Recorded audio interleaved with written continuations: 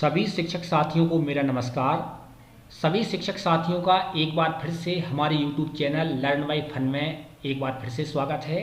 आज हम आपको अपने वीडियो में निष्ठा के 10वें प्रशिक्षण सामाजिक विज्ञान का शिक्षण शास्त्र के जो महत्वपूर्ण प्रश्न हैं, आज महत्वपूर्ण प्रश्नावली Pradeep Tripathi DRG Umaria block Manpur district Umaria के द्वारा तैयार की गई है। बहुत ही इंपॉर्टेंट क्वेश्चन है, इनके द्वारा बहुत ही सराहनीय कार्य किया गया है और बहुत ही अच्छी प्रश्नावली तैयार की गई है। इसके अंतर्गत जो भी प्रश्न तैयार किए गए हैं, जो महत्वपूर्ण प्रश्न है, वो आगामी जो आपकी आकलन परीक्षा जनवरी में होगी उसमें इस पे आधारित क्वेश्चन आ सकते हैं। तो क्या है महत्वपूर्ण क्वेश्चन आंसर प्रश्नावली, आज हम आपको आगे अपने वीडियो में बताएंगे। सबसे पहले इसे तैयार प्रदीप त्रिपाठी DRG उमरिया के द्वारा किया गया है, तो इनके लिए बहुत बहुत धन्यवाद है। तो क्या है महत्वपूर्ण प्रश्नावली, आज हम आपको अपने वीडियो में बताते हैं। जैसा कि आप देख रहे हैं यहाँ पर PDF के फॉर्मेट में कोर्स 10 के सामान्य प्रश्न, जो महत्वपूर्ण इंपॉर्टेंट क्वेश्चन हैं जो आपके आकलन परीक्षा में आ सकते हैं, वो आप यहाँ पर देख रहे हैं। यदि आप इस PDF को डाउनलोड करना चाहते हैं तो वीडियो के डिस्क्रिप्शन बॉक्स में हमने इसकी लिंक आपको उपलब्ध कराई है, उस लिंक के माध्यम से आप आसानी से PDF डाउनलोड कर सकते हैं। लेकिन इस बात का आप विशेष ध्यान रखें, वीडियो के बीच में हम आपको PDF डाउनलोड करने का जो पासवर्ड आता है उस पासवर्ड को बताएंगे। उस पासवर्ड के माध्यम से आप इस PDF को देख सकते हैं। तो क्या होगा पासवर्ड, आगे आप इस वीडियो में देखेंगे। तो किस तरीके से, पहला क्वेश्चन आप देख सकते हैं, कोर्स 10 का नाम क्या है। तो आपको पता है कोर्स 10 सामाजिक विज्ञान का शिक्षा शास्त्र कोर्स 10 का नाम है। कोर्स 10 का उद्देश्य क्या है, इस कोर्स से हम इतिहास, भूगोल, सामाजिक विज्ञान व राजनीतिक विज्ञान के मुख्य विषयों को जानने के साथ साथ इनकी गतिविधियां, शिक्षक सहायक सामग्री के बारे में विस्तार से जानेंगे। अगला थर्ड क्वेश्चन देखें, सामाजिक विज्ञान को रुचिकर कैसे बनाया जा सकता है। तो सामाजिक विज्ञान को रुचिकर बनाने के लिए बच्चों से छोटे छोटे प्रश्नों में भागीदारी सुनिश्चित करवाएं, समूह में चर्चा का अवसर दें तथा कुछ प्रतियोगिता करवाएं। अगला क्वेश्चन देखिए फोर्थ, सामाजिक विज्ञान से बच्चों में किन गुणों का विकास संभव है। तो सामाजिक विज्ञान से बच्चों में मानवीय गुण विकसित होंगे तथा संवेदनशीलता बढ़ेगी। अगला क्वेश्चन देखें, ग्लोब क्या है। ग्लोब वैसे पृथ्वी का एक मॉडल है जिसे सहायक शिक्षण सामग्री के रूप में शिक्षण कार्य हेतु इस्तेमाल किया जाता है। आगे देखें छठा क्वेश्चन क्या है, विषुवत रेखा क्या है। ग्लोब में एक रेखा होती है जो पूर्व से पश्चिम की तरफ जाती है तथा ग्लोब को दो बराबर भागों में बांटती है, उसे ही विषुवत रेखा कहती हैं। अगला क्वेश्चन सातवां क्या है, इतिहास को किन तरीकों से जाना जा सकता है। इतिहास को हम प्राथमिक तत्व व द्वितीय तत्व से बता सकते हैं। प्राथमिक तत्व में प्राचीन सिक्के आते हैं और द्वितीय तत्व में प्राचीन साहित्य आता है। इस तरीके से आप समझ सकते हैं। बहुत ही इंपॉर्टेंट और बहुत ही रोचक क्वेश्चन है।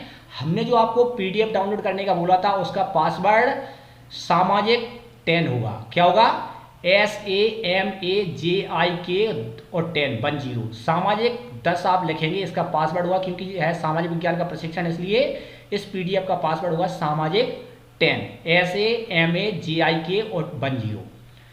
अगला क्वेश्चन देखें, बहुत ही इंपॉर्टेंट क्वेश्चन है, बहुत सारे क्वेश्चन बताए गए हैं। आप पूरे क्वेश्चनों को आप आसानी से अगर अटेम्प्ट करेंगे, देखेंगे, पढ़ेंगे, सुनेंगे तो उससे आपको क्या होगा, आकलन परीक्षा में बहुत फायदा होगा।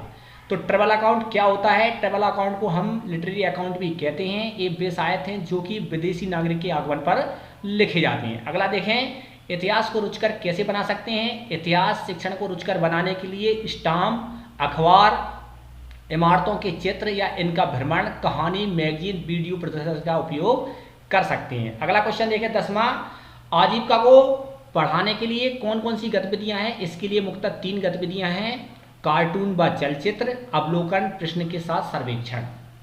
आगे देखें, मॉक संसद क्या होता है। मॉक संसद विधानसभाओं संसद की कार्रवाई की एक नकल है जिसे कक्षा में करवाकर हम राजनीतिक व्यवस्था की कुछ समझ को विकसित करा सकते हैं। अगला देखें, संसद में अध्यक्षता कौन करता है। तो आपको पता है संसद में अध्यक्षता करने के लिए चार ऑब्जेक्ट टाइप क्वेश्चन दिए हैं, प्रधानमंत्री, राष्ट्रपति, मुख्यमंत्री। तो आपको पता है कि संसद में जो अध्यक्ष होता है, अध्यक्षता करता है, सभापति करता है। संसद का निचला सदन क्या होता है। लोकसभा संसद का निचला सदन होता है। अगला देखें 14वां क्वेश्चन, लोकसभा का नेता कौन होता है। तो लोकसभा का नेता प्रधानमंत्री होता है। लोकसभा का नेता कौन होता है, प्रधानमंत्री। अगला 15वां क्वेश्चन देखें, प्रश्नकाल का समय क्या रहता है। लोकसभा के प्रत्येक दिन के पहले सत्र का पहला घंटा प्रश्नकाल होता है। जो प्रश्नकाल होता है क्या होता है, लोकसभा के प्रत्येक दिन के पहले सत्र का पहला घंटा जो होता है वो प्रश्नकाल के अंतर्गत आता है। शून्यकाल क्या है, देखें आप यहाँ पे, प्रश्नकाल के तुरंत बाद का समय शून्यकाल होता है। यह 12 बजे से शुरू होता है। इसमें अध्यक्ष को पूर्व सूचना देकर सदस्यगण अपने मुख्य मुद्दे उठा सकते हैं। अगला क्वेश्चन 17वां देखें आप, यहाँ पे इस तरीके से देख सकते हैं, उन्होंने कुछ नए प्रकार के क्वेश्चन तैयार किए हैं, बहुत ही इंपॉर्टेंट। दीक्षा का पूरा नाम क्या है, तो दीक्षा का पूरा नाम है digital infrastructure for knowledge sharing. D का मतलब होता है डिजिटल, आई का मतलब होता है इंफ्रास्ट्रक्चर, के का मतलब होता है नॉलेज, और एस एच जो सा होता है, एस एच उसका मतलब होता है शेयरिंग। इस तरीके से आप देख सकते हैं, इसका फुल फॉर्म होता है digital infrastructure for knowledge sharing. ELPS का पूरा नाम बताएं, तो ईएलपीएस जो होता है मैथमेटिक्स से संबंधित है, एक्सपीरियंस लैंग्वेज पिक्चर सिंबल। इसी तरीके ईआरएसी का पूरा नाम क्या होता है, एक्सपीरियंस रिफ्लेक्शन एप्लीकेशन कंसोलिडेशन।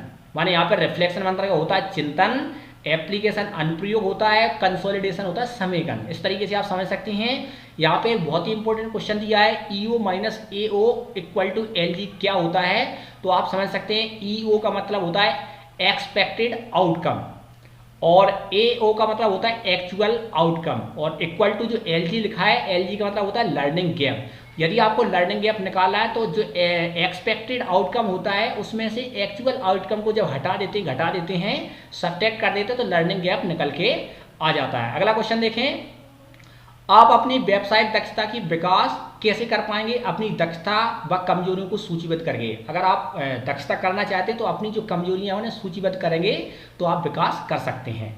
आगे देखें, यहाँ पे लिखा है पाठ्य योजना और शिक्षण योजना में क्या अंतर होता है, बहुत ही इंपॉर्टेंट है, तो आप समझ सकते हैं यहाँ पे पाठ्य योजना क्या होती है और शिक्षण योजना क्या होती है। यहाँ पे अंतर बताया गया है, यह पूरे पाठ के लिए बनाई जाती है। पाठ्य योजना का निर्माण पूरे पाठ के लिए किया जाता है, जबकि शिक्षण योजना देखें यह पाठ के किसी एक भाग या अंश को लेकर बनाई जाती है। अगला देखें, इसका निर्माण निश्चित उद्देश्य को लेकर तथा प्राप्त करने के लिए बनाई जाती है, और इसका निर्माण निश्चित लर्निंग आउटकम के लिए बनाया जाता है। माने शिक्षण योजना जो होती है, जो लर्निंग आउटकम है निश्चित उसके लिए बनाई जाती है। अगला देखें, पूरे पाठ के लिए यह एक ही बनती है, पाठ के विभिन्न लर्निंग आउटकम के लिए अलग अलग शिक्षण योजना बनाई सकती है। माने क्या होता है, पाठ योजना कंप्लीट होती है पूरे पाठ के लिए, और ये क्या होती है पर्टिकुलर जो भी आपको आउटकम चाहिए जिस पाठ का उसके लिए बनाई जाती है। इस तरीके से आप समझ सकते हैं। प्रदीप त्रिपाठी जी के द्वारा बहुत ही महत्वपूर्ण क्वेश्चन तैयार किए गए हैं। सबसे पहले उन्हें बहुत बहुत धन्यवाद। और सभी शिक्षक यदि आप वीडियो को देख रहे हैं अंत तक तो वीडियो को लाइक करें और शेयर करें, और साथ ही कमेंट बॉक्स में इससे संबंधित जो भी कमेंट्स आप कर सकते हैं, कैसा आपको वीडियो लगा तो अनिवार्य रूप से करें।